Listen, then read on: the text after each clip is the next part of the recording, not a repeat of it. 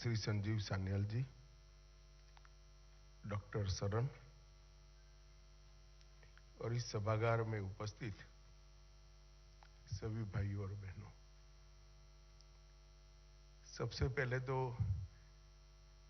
मुझे मालूम नहीं पड़ता कोइंसिडेंट है या कुछ सोच समझ कर करा है। इस पुस्तक का विमोचन इस सभागार के अंदर रखा है, सोच समझ कर रखा है या कोइंसिडेंट है।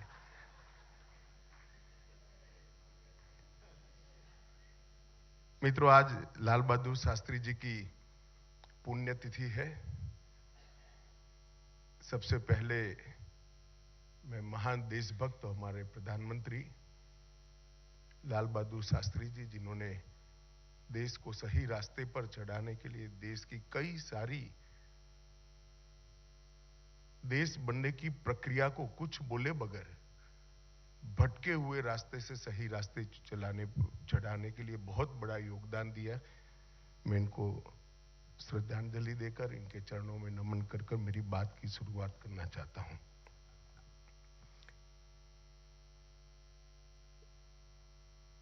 Revolutionary is the other story of how India won its freedom. ये अदर स्टोरी शब्द लिखना पड़ा, यही ये पुस्तक का सार है, क्योंकि एक ही स्टोरी नैरेटिव के अंदर हमारे जनमानस पर हैमर कर कर कर कर इसको प्रस्तापित किया गया है। एक ही दृष्टिकोण जनमानस में शिक्षा के माध्यम से, किंवदंतियों के माध्यम से, इतिहास के लेखन के माध्यम से थोपा गया है। जो दृष्टिकोण थोपा गया है, मैं ऐसा नहीं कहता कि अहिंसक आंदोलन का देश की आजादी में कोई योगदान नहीं है या वो इतिहास का हिस्सा नहीं। वो बहुत मजबूत हिस्सा है और बहुत बड़ा योगदान है अहिंसक आंदोलन का। और कांग्रेस के नेतृत्व में जो मूवमेंट चली, वो मूवमेंट का बहुत बड़ा योगदान है देश की आजादी में, परंतु और किसी का नहीं है, ये नैरेटिव ठीक नहीं है। और मुझे लगता है कि सान्याल जी का ये पुस्तक वो नैरेटिव में बहुत बड़ी दरार डालने का, एक अन्य स्वतंत्र विचार को लोगों के सामने रखने का काम करेगा। ये बहुत उपयोगी है, कम से कम आने वाली पीढ़ियों के लिए, क्योंकि देश के आजादी का एनालिसिस अगर करते हैं तो ढेर सारे लोगों ने, ढेर सारे विचारों ने, ढेर सारे संगठनों ने और ढेर सारे मार्गों ने भी एक ही गंतव्य स्थान के पर जाने के लिए, एक ही लक्ष्य पर जाने के लिए प्रयास किया था। और वो सबका सामूहिक फल है हमारे देश को आजादी मिलना। इतिहास को बारीकी से पढ़ना और इतिहास का जो संदेश है वो आने वाली पीढ़ियों में सटीक तरीके से देना, ये हर पीढ़ी का दायित्व होता है। और मुझे लगता है कि संजीव सान्याल ने अपने दायित्व का बहुत अच्छे तरीके से निर्वहन किया है और आने वाली पीढ़ी के लिए एक नए नैरेटिव की शुरुआत हो, एक रचना हो, इसके लिए एक पीठिका तैयार करने का काम संजीव सान्याल ने किया है। मैं संजीव भाई को बहुत बहुत धन्यवाद। मित्रों, आजादी का अमृत महोत्सव है, उसका वर्ष है। 75 साल हो गए हमारी आजादी को। मोदी जी ने इस 15 अगस्त को पंच प्राण की बात की है। उसमें से विरासत पर गर्व और गुलामी की निशानियों से मुक्ति, ये दो महत्वपूर्ण पंच प्राण है, पंच प्राणों का हिस्सा है। जिस देश की नई पीढ़ी को और इवन वर्तमान पीढ़ी को अपनी विरासत पर गर्व नहीं होता है, वो कभी भी अपने देश को महान नहीं बना सकते। और गुलामी के काल में प्रस्तापित हुई परंपराएं, मान्यताएं और सोच को जो लेकर चलते हैं, वो शायद राजनीतिक रूप से तो गुलामी से मुक्त हो सकते हैं, परंतु देश की सोच को गुलामी से मुक्त नहीं कर सकते। ये जो मोदी जी ने कहा गुलामी की निशानी से मुक्ति, इसमें सबसे बड़ा अगर कोई क्षेत्र में काम करने का जरूरियात मैं देखता हूं तो हमारे इतिहास के लेखन और इतिहास के अर्थघटन दोनों को गुलामी की सोच से मुक्ति दिलाने की जरूरत है। ये प्रयास सबसे पहले एक भी शब्द बोले बगैर वीर सावरकर ने किया था। पूरी दुनिया, पूरा देश और अच्छे अच्छे देशभक्त सन 57 की क्रांति को गदर के नाम से जानते थे। पहली बार वीर सावरकर ने पहला स्वातंत्र संग्राम, पहला स्वातंत्र समर 1857 की क्रांति का, वहीं से नैरेटिव को बदलने की शुरुआत की। और आज संजीव सान्याल जी इस कड़ी को आगे बढ़ा रहे हैं, इसका मुझे बहुत बहुत आनंद भी है और एक प्रकार से संतोष भी है कि जो काम बहुत समय पहले शुरू होना चाहिए था, इतने समय के बाद भी अगर शुरू हुआ है तो ये स्वागत योग्य है। इतिहास कई सारी मान्यताओं को जन्म देता है, परंतु इतिहास हार और जीत के आधार पर नहीं लिखा जा सकता। प्रयासों के भी कई डायमेंशन होते हैं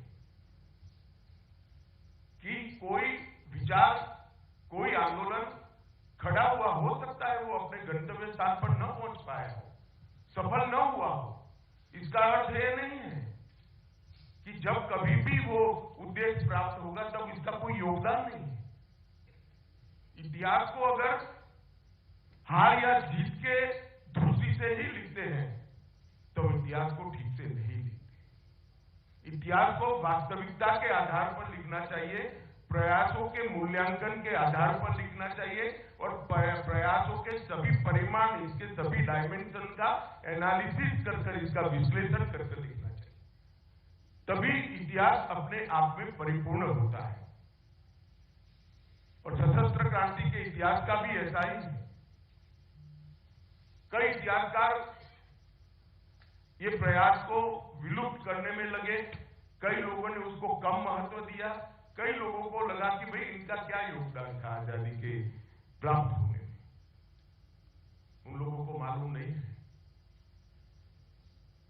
कि जब भगत सिंह जी को फांसी दी गई उस दिन लाहौर से लेकर कन्याकुमारी तक किसी के घर में चूल्हा नहीं जला था। हर बच्चे के मन में एक आग धधकती थी। हर व्यक्ति के मन में कभी न जिसका समन हो सके ऐसी देशभक्ति की ज्वाला जगाने का काम भगत सिंह की शहादत ने दिया था। अगर आप भगत सिंह शहीद हो गए और देश आजाद नहीं हुआ इसके आधार पर ही इतिहास लिखते हैं तो ये मूल्यांकन ठीक नहीं है। मैं सिर्फ भगत सिंह जी के लिए नहीं कह रहा हूं, समग्र सशस्त्र क्रांति के योगदान को इसका मूल्यांकन करना है तो वो आइसोलेटेड नहीं किया जा सकता। मेरे जैसे कई लोग मानते हैं कि सशस्त्र क्रांति ने जगाई हुई देशभक्ति के ज्वाला के आधार पर ही कांग्रेस का आंदोलन सफल हुआ। मैं मानता हूं और मैं इसको सिद्ध भी कर सकता हूं, आज नहीं करना चाहता परंतु मैं सिद्ध भी कर सकता हूं कि अगर सशस्त्र क्रांति की समांतर धारा न चली होती तो शायद कई दशक और लग जाते। समग्र देश के अंदर बंकिम चंद्र चट्टोपाध्याय ने सिर्फ वंदे मातरम लिखकर चेतना को जागरूक किया था, क्या इसका कोई योगदान नहीं है? समग्र देश के अंदर गदर पार्टी के पूरे प्रयासों ने अनेक जगह पे एक जबरदस्त चेतना की जागृति की, निर्माण भी किया था चेतना, सुसुप्त चेतना को जागृत भी किया और चेतना का निर्माण भी किया। क्या इसका कोई योगदान नहीं है? इतिहास के अंदर उसको इस प्रयासों का जो उचित सम्मान मिलना चाहिए था, दुर्भाग्य से नहीं मिला है। क्योंकि मैं राजनीतिक क्षेत्र में हूं, इससे ज्यादा इसकी मीमांसा करना नहीं चाहूंगा, क्योंकि वरना अकारण ही ये राजनीतिक विषय बनेगा। परंतु आजादी के बाद जिनकी जिम्मेदारी थी हमारे इतिहास को हमारे दृष्टिकोण से लिखने की, आजादी के बाद जिनकी जिम्मेदारी थी कि हमारे स्वतंत्रता आंदोलन को भारतीय दृष्टिकोण से मूल्यांकन करके युवा बच्चों के सामने रखने की, मुझे लगता है इसमें कहीं न कहीं चूक हुई है। अंग्रेज तो चले गए थे, मगर जो अंग्रेजियत छोड़कर गए थे उसी चश्मे से पढ़कर इतिहास को लिखा गया, और इसके कारण ये पूरा कंफ्यूजन आज हमारे सामने है। ये धुंध को साफ करने का काम संजीव सान्याल के ये प्रयास से होने वाला है, इसका मुझे पूरा विश्वास है। मित्रों,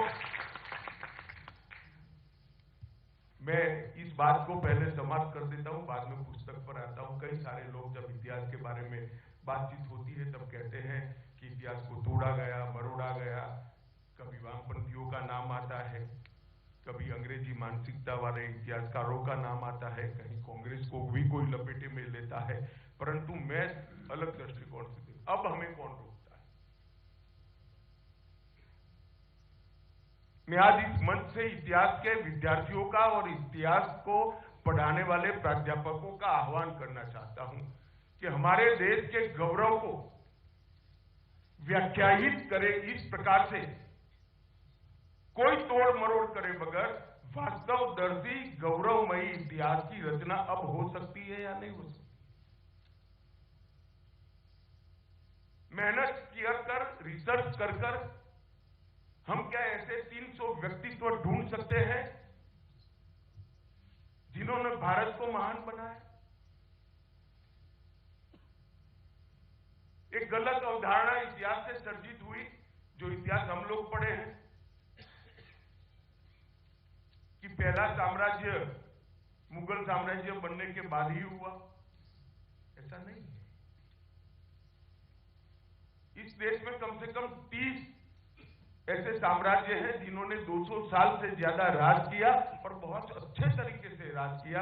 वो मुंह जबानी बताया जा सकता है। क्या हमारे इतिहास के विद्यार्थी और प्राध्यापक इस पर रिसर्च कर लिख सकते हैं क्या? सन 57 के पहले और सन 57 के बाद कभी भी इस देश के किसी भी कोने ने अंग्रेजों को स्वीकारा नहीं है। एक एक इंच जमीन के लिए उनको संघर्ष करना पड़ा है, लड़ना पड़ा है। ये क्या संघर्ष नहीं है आजादी बरकरार रखने का, आजादी को बचाकर रखने का? इसको क्या इतिहास में स्थान नहीं मिलना चाहिए? ढेर सारे ऐसे लोग थे जिन्होंने सन 57 की क्रांति के लिए कुछ न प्राप्त होने की स्थिति में भी ये लड़ाई लड़ी, और मैं मानता हूं कि सन 57 की लड़ाई ने ही इस देश की जनता के मन में स्वराज के संस्कार शिवाजी महाराज के बाद पहली बार डालने का अगर कोई प्रयास ने काम किया तो 1857 की क्रांति ने किया, और वहीं से हमारी आजादी की लड़ाई की भूमिका वहीं से शुरू, इसकी नींव वहीं से डली गई। चाहे सशस्त्र क्रांति का इतिहास देखो या कांग्रेस का अहिंसक आंदोलन देखो, इसकी नींव ढूंढने जाएंगे तो 1857 की क्रांति के अंदर से ही निकलेगा। ये सब चीजों को समाहित करने की जिम्मेदारी, सच्चे ऐतिहासिक तथ्यों को देश की नई पीढ़ी के सामने रखने की जिम्मेदारी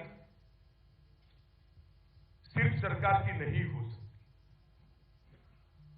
मैं मानता हूं इतिहासकारों ने भी इसमें आगे आना चाहिए। सान्याल का भारत और भारतीयता का लिए जो जुनून है, वो देखकर मैं कई बार सोचता हूं, एक बार मुझे मिलकर निकले नॉर्थ ब्लॉक में, मुझे विचार आया ये व्यक्ति कभी निराश तो नहीं हो जाएगा, क्योंकि जो जुनून है वो अगर लंबे समय तक इच्छित परिणाम नहीं मिलता है तो निराशा में भी कन्वर्ट होता है। सान्याल भाई चिंता न करो, इस वक्त मैं आपके साथ खड़ा रहूंगा, निराश होने की कोई जरूरत नहीं। भारत का समय बदल गया। इस जुनून के साथ अर्थशास्त्री होने के बावजूद जो काम किया है वो सच अर्थ में अभिनंदन के अधिकारी है। इनकी पुस्तक को मैंने बहुत डिटेल नहीं पढ़ा है, मगर ऐसा कह सकता हूं कि कोई आप में से कोई पढ़ लेगा तो जितना बात करेगा उससे ज्यादा बात मैं करने की स्थिति में हूं, इतना तो पढ़ लिया। इसके 8 चैप्टरों के बीच में एक वाक्यता है। आप 8 चैप्टरों को अलग अलग करके नहीं देख सकते, और 8 चैप्टरों को पढ़ते वक्त बारीकी से पढ़ना, हर एक चैप्टर दूसरे चैप्टर से एक सूत्र के साथ जुड़ा हुआ है। मैंने तो बंद कर दिया है अभी सार्वजनिक रूप से लिखना, वरना मैं इस पुस्तक की विवेचना करता तो बहुत अच्छी करता है, इसका मुझे विश्वास है। ये 8 चैप्टरों के अंदर सिर्फ क्रांतिकारियों का वर्णन नहीं है, क्रांतिकारियों के आदर्श, क्रांति की सोच की व्याख्या, उनकी मानवीय भावनाएं और उन्होंने अनुभव की हुई त्रासदी, इस सभी को बहुत अच्छे तरीके से इन्होंने मोतियों की तरह एक माला में पिरोने का काम किया है।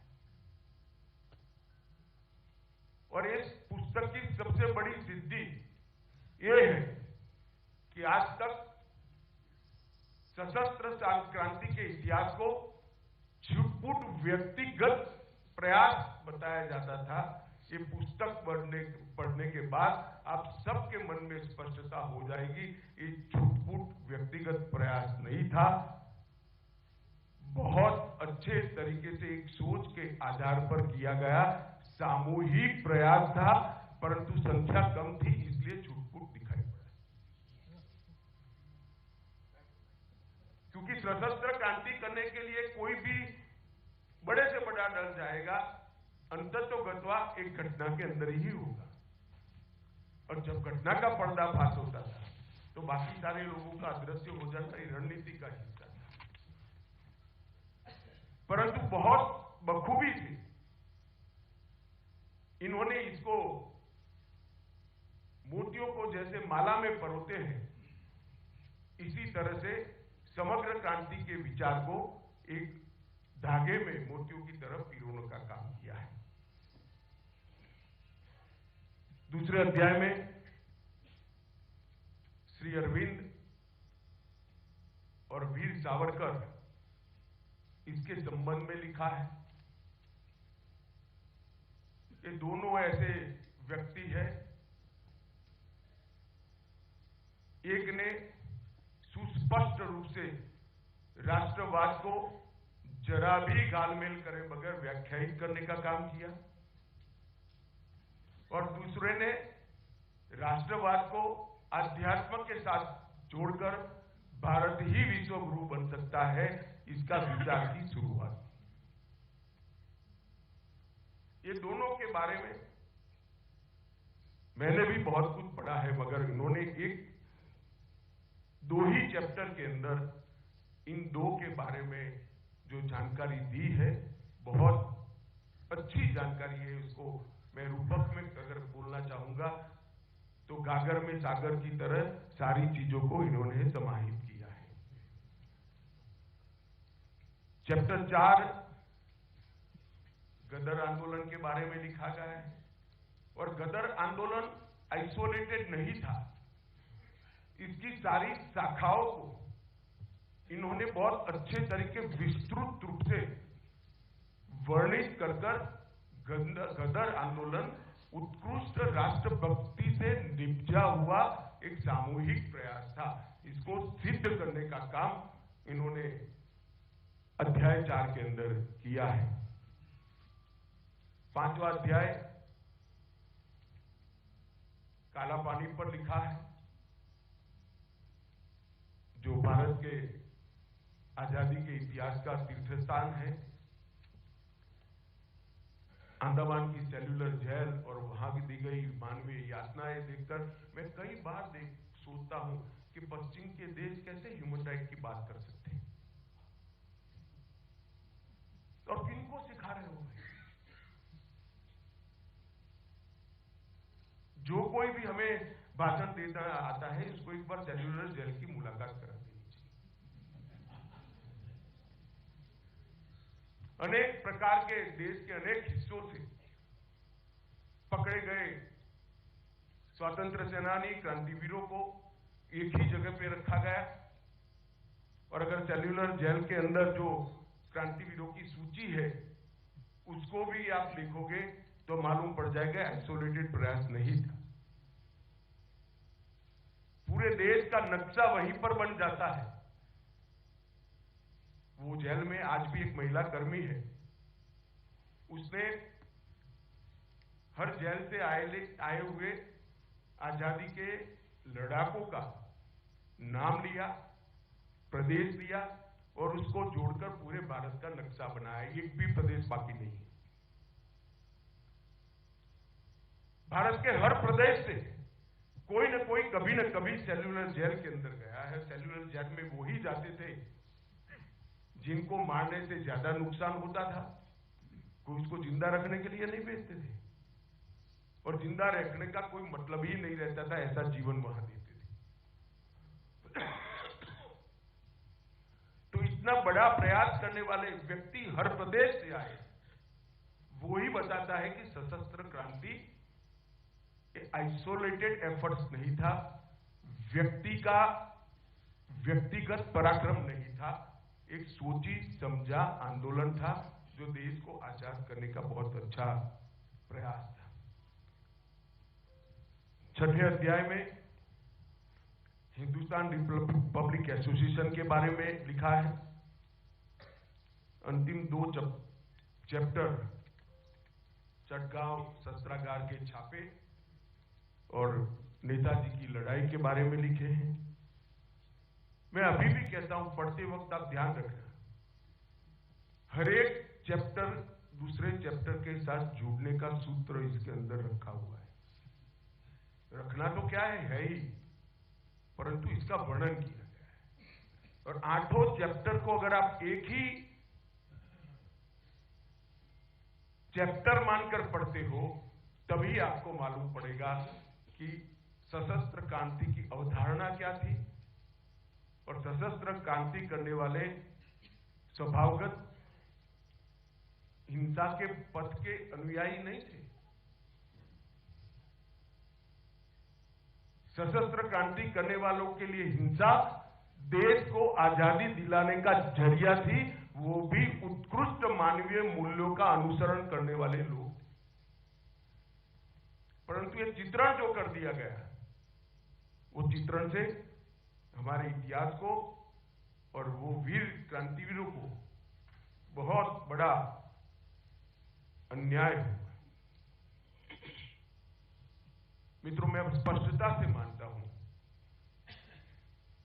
कि इस देश को आजादी दिलाने में साहित्यकारों का भी बड़ा योगदान है। देश के किसानों का भी, अनेक किसान आंदोलनों के जरिए अंग्रेज हुकूमत को हिलाने का उन्होंने काम किया, जनजागृति की, इसका भी बड़ा योगदान है। देश के हर कोने में फैले हुए हमारे जनजातीय समाज, आदिवासियों ने, ट्राइबल्स ने अपनी परंपरा को हम प्रदूषित नहीं होने देंगे, इसलिए अनेक जगह पे अंग्रेजों के खिलाफ शस्त्र उठाए, लड़े, मरे, सन 57 के पहले भी सबसे पहली लड़ाई अगर कोई लड़ा था तो आदिवासी ही लड़े थे। बहुत लेट कांग्रेस पार्टी ने एक अहिंसक आंदोलन भी शुरू किया, जिसमें पूर्ण स्वराज बहुत देरी से आया, मैं बताता हूं उसके बारे में बाद में। और सशस्त्र क्रांतिकारियों ने भी दुनिया भर की अनेक घटनाओं से प्रेरणा लेकर एक भगीरथ प्रयास किया था। हो सकता है कई घटनाओं का आप एनालिसिस करोगे तो आंदोलन असंगठित दिखेगा, परंतु वो देशभक्ति से प्रेरित था और सभी का लक्ष्य एक ही था, देश को आजाद कराना, अंग्रेजों को देश से निकालना।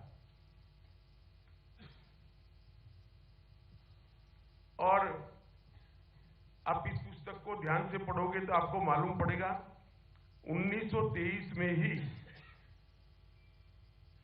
सचिंद्रनाथ सन्याल ने भारत को रिपब्लिक बनाने का लक्ष्य रखा। मैं इसलिए कह रहा हूं कि जिन्होंने हाथ में हथियार उठाए थे वो स्वभावगत हिंसक नहीं थे, परंतु अंग्रेज के हाथ में बंदूक थी, इसलिए इसके सामने लड़ना ये हिंसा आदेश को आजादी दिलाने का एक जरिया बनाया था। कांग्रेस ने 1930 में पूर्ण स्वराज की मांग रखी और हिंदुस्तान रिपब्लिक आर्मी एचआरए ने न केवल पूर्ण स्वतंत्रता का लक्ष्य रखा, परंतु सार्वभौमिक वयस्क मताधिकार की भी वकालत उसी वक्त कर दी। मैं उनकी दूरदृष्टि का परिचय हो, इसके लिए आपको ये बात बताता हूं। उस वक्त कांग्रेस के अधिवेशनों में मताधिकार की चर्चा तो थी ही नहीं। आजादी कितनी मात्रा में अंग्रेजों से नेगोशिएशन कर प्राप्त की जाए, इसकी चर्चा चलती थी। परंतु उस वक्त न केवल संपूर्ण आजादी, हर वयस्क को मतदान, मताधिकार, इसकी भी चर्चा की। और 20वीं सदी में ही शुरुआत में 1909 में वीर सावरकर ने कहा था, अगर सशस्त्र क्रांति को सफल होना है तो इसका अखिल भारतीय स्वरूप तय करना पड़ेगा। और उन्होंने अभिनव भारत की स्थापना इसी के लिए की थी। और देश आजाद होने के बाद अभिनव भारत को बंद करने वाले भी वीर सावरकर ही थे कि अब अभिनव भारत का उद्देश्य समाप्त हो गया। मैं ये इसलिए कह रहा हूं कि इसको छूट-फूट प्रयास कर हमने ये महान प्रयास का अवमूल्यन नहीं करना चाहिए। इसको किसी व्यक्ति की व्यक्तिगत देशभक्ति कहकर, व्यक्ति की व्यक्तिगत देशभक्ति ही अपने आप में बहुत महान होती है, परंतु एक समूह एक विचारधारा के तहत देश को आजाद कराने का प्रयास कर रहा था, उसको हमें समझना भी पड़ेगा, स्वीकारना भी पड़ेगा और प्रचारित भी करना पड़ेगा। सिर्फ समझने से कुछ नहीं होगा, उसको मन से स्वीकारना पड़ेगा कि मेरे देश को आजाद कराने के लिए ढेर सारे लोगों ने अपने जीवन का सर्वस्व बलिदान कर दिया। कई बार घर की कुकड़ी हो गई, कई बार परिवारजनों को जेल में डाल दिया, कई सालों तक कोई अंडमान निकोबार के काला पानी की सजा भुगतता रहा, कई लोग फांसी के फंदे पर चढ़ गए। और इस प्रयास को हम व्यक्तिगत प्रयास नहीं कह सकते, इसको विफल प्रयास भी नहीं कह सकते, क्योंकि इसी के आधार पर हर जगह पे देश में आजादी की चेतना जागृत होती गई, दृढ़ीभूत होती गई और परिणाम लक्षित दिशा में आगे बढ़ती गई। इन्होंने आजादी की चेतना को जागृत भी किया, उसको दृढ़ भी किया और चैनलाइज कर एक दिशा में ले जाने का काम भी इस सशस्त्र क्रांतिवीरों ने किया है। ये हमें स्वीकारना ही पड़ेगा। उनका network Germany, Singapore, Ireland, Canada, America और इंग्लैंड में भी नेटवर्क फैलाकर इन लोगों ने काम किया था। अभी के प्रधानमंत्री और उस वक्त के गुजरात के मुख्यमंत्री नरेंद्र भाई जब मुख्यमंत्री बने गुजरात के, तो मोदी जी ने श्यामजी कृष्ण वर्मा की अस्थियां इतने सालों के बाद वहां से वापस लाने का काम किया, क्योंकि श्यामजी अपने बिल में कहकर गए थे कि मेरी अस्थियों को एक बैंक के लॉकर में रखना, जब मेरा आदेश आजाद हो तभी मेरी अस्थियों को मेरे देश में लिया जाए, मैं गुलाम देश में मेरी अस्थियों को भी नहीं जाने दूंगा। क्या और इस प्रयास को कोई कैसे छुटपुट प्रयास कह सकता है? इस श्यामजी कृष्ण वर्मा तैतरीय उपनिषद का सबसे देश में उस वक्त उस जमाने में सबसे विद्वान व्यक्ति थे, संस्कृत के स्कॉलर थे। तैतरीय उपनिषद पर उन्होंने लिखे हुए टीकाओं को मैंने पढ़ा है, इनकी विवेचनाओं को पढ़ा है। इतना विद्वान व्यक्ति सब कुछ छोड़कर, देश छोड़कर वहां क्रांतिवीरों का प्रेरणा स्रोत बना। एक के बाद एक देश बदलते गए। सरदार सिंह राणा हो, मैडम कामा हो, श्यामजी कृष्ण वर्मा हो, सबने आजादी के स्वप्न को स्वेप देने का काम किया, इसको फैलाने का काम किया। और सावरकर जैसे लोगों ने जमीन पर लड़ाई लड़ने का काम किया। ये प्रयास ना सोच के बगैर का था, न असंगठित था, न असफल था। ये प्रयास एक सोची समझी विचारधारा के आधार पर किया गया प्रयास था। ये प्रयास संगठित प्रयास था और इस प्रयास ने सफलता जो मिली, इसमें बहुत बड़ा योगदान दिया है, इसको कोई नकार नहीं सकता मित्रों। और ये बात आज सन्याल के पुस्तक से नई पीढ़ी के हाथ में जाएगी। मैं एक वाक्य बोलना चाहता हूं, मैं एडवांस में ही कह देता हूं, मीडिया है, वाक्य मेरा नहीं है, तो मुझसे न चिपकाया जाए।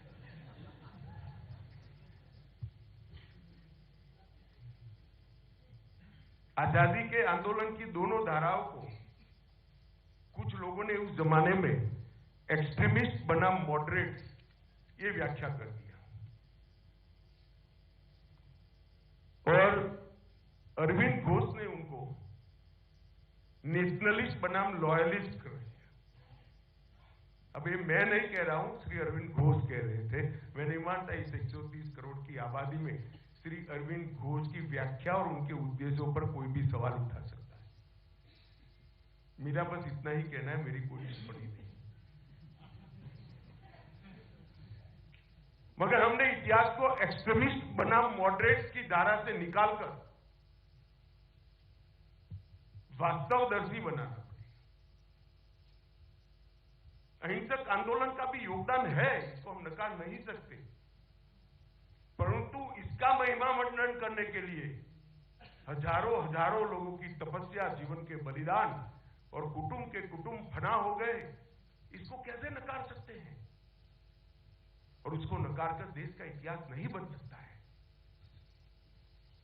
हमने कभी न कभी सोचना ही पड़ेगा, हमने समझना पड़ेगा कि आजादी अनुदान में नहीं मिली है।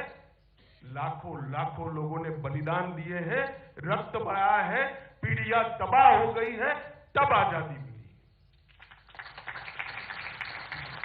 इतिहास को इस तरह से व्याख्यायित करने का हमें प्रयास करना पड़ेगा। और आज मुझे बड़ा संतोष है, मराठों से लेकर लसीत बरफुकन से लेकर 1857 तक के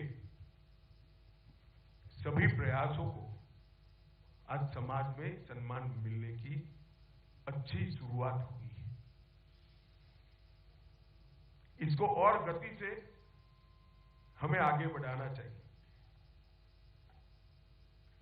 नेताजी सुभाष चंद्र बोस के जीवन में आज भी मेरे जैसा व्यक्ति ओवरकोट पहनकर आया है, कड़कड़ाटी -45 डिग्री टेम्परेचर में कलकत्ते से निकलकर वाया अफगानिस्तान रसिया होकर कोई बर्लिन पहुंचता है, वो व्यक्ति की देशभक्ति को अब कैसे नकार सकते हो?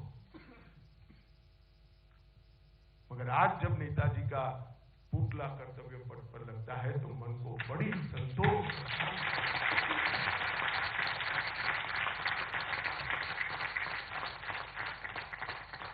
बड़ा संतोष होता है। चलो देर से ही सही एक अच्छी शुरुआत हुई। नेताजी किसी की स्पर्धा में नहीं है, और स्पर्धा के भाव से नेताजी के कामों का और महान प्रयास का अवमूल्यन कैसे कर सकते हो आप? नेताजी तो वो तेज पुंज है जो पीढ़ियों तक हजारों युवा को देशभक्त बनने की प्रेरणा देगा और देश के लिए जान देने की।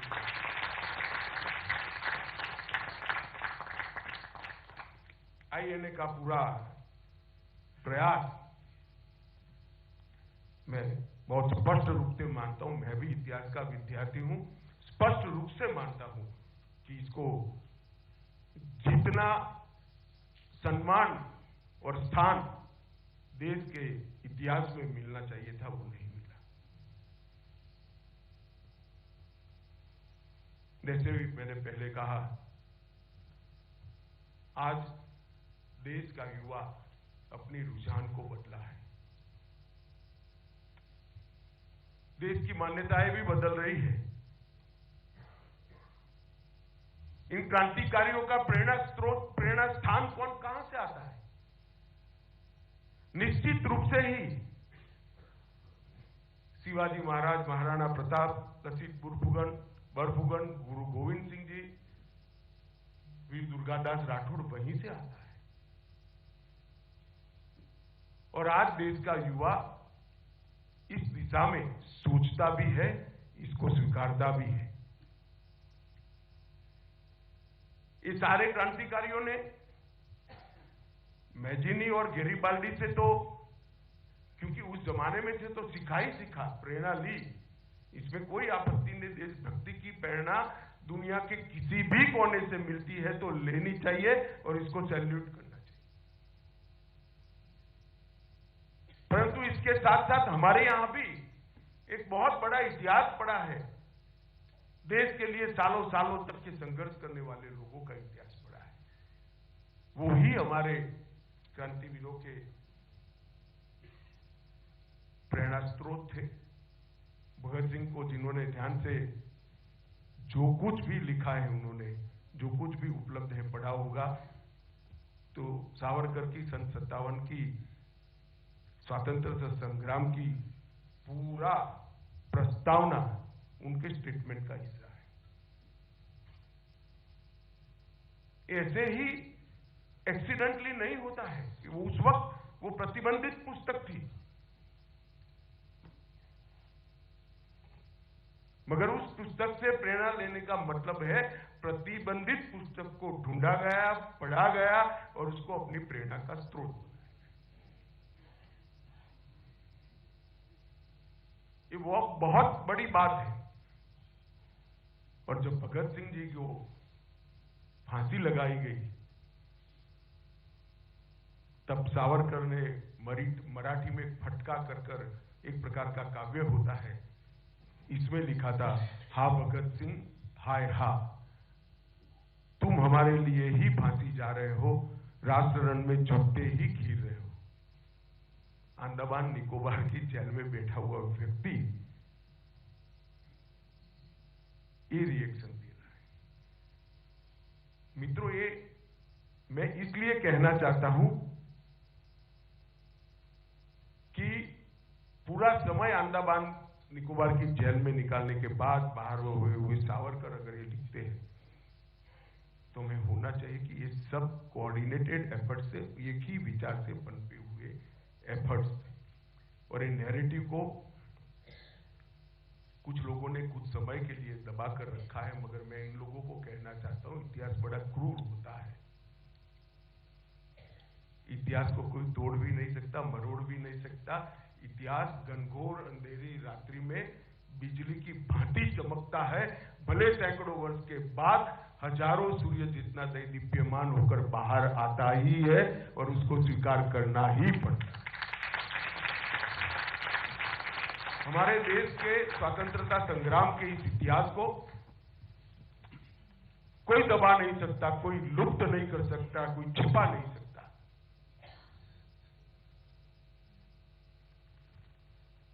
और समय समय पर इसको आगे बढ़ाने वाले लोग भी आए हैं और आगे भी आएंगे। इस पुस्तक के अंदर आप ध्यान से पढ़ेंगे तो आपको ये पुस्तक भी इसी दिशा में जाता हुआ लगेगा। हमारे क्रांतिकारियों के प्रेरणा का मुख्य केंद्र श्री अरविंद का भवानी मंदिर ही होता है, इंडिया हाउस होता है, गदर पार्टी का सोहन सिंह और लाला हरदयाल का मुख्यालय होता है और INA के हर जवान के मन में हमारी क्रांति का प्रेरणा स्रोत होता है। मित्रों, अनेक लोगों ने अनेक प्रकार से देश को आजाद करने का काम किया। किसान नेता मदारी पासी, सहदेव, हरदोई और बहराइच, सीतापुर में एका आंदोलन जो चढ़ा, इसको गति दी। अल्लूरी सीतारामन राजू, अब तो बहुत एक फिल्म ने उनको प्रसिद्धि दी है। और धरती आबा भगवान बिरसा मुंडा, जिन्होंने को अंग्रेजों ने फांसी दी, उस व्यक्ति ने भी अंग्रेजों के खिलाफ लड़ने का काम किया है। इस पुस्तक ने बहुत सारे ऐसे व्यक्तित्वों को भी परिचय करा है। उल्लासकर दत्त, मेवा सिंह लोहोके, श्री VVS अय्यर, जतीन्द्र नाथ मुखर्जी, ढेर सारे व्यक्तित्व का भी परिचय करा है। मेरा आप सभी से आग्रह है कि पुस्तक को जरूर मन से पढ़ना और फुर्सत में पढ़ना और इसको प्रचारित भी करना, क्योंकि एक विचार है, लिखा है हमारे सान्याल साहब ने, परंतु ये विचार, ये सनातन विचार है। हमारे यहाँ व्यक्ति, राष्ट्र और संस्कृति कभी अलग नहीं रहे, तीनों एक ही है। ये हमारा मूल विचार है। इस मूल विचार के आधार पर ही सशस्त्र क्रांति का नींव बना था और उसके आधार पर ही इसका परिचय कराने की पुस्तक लिखा गया है।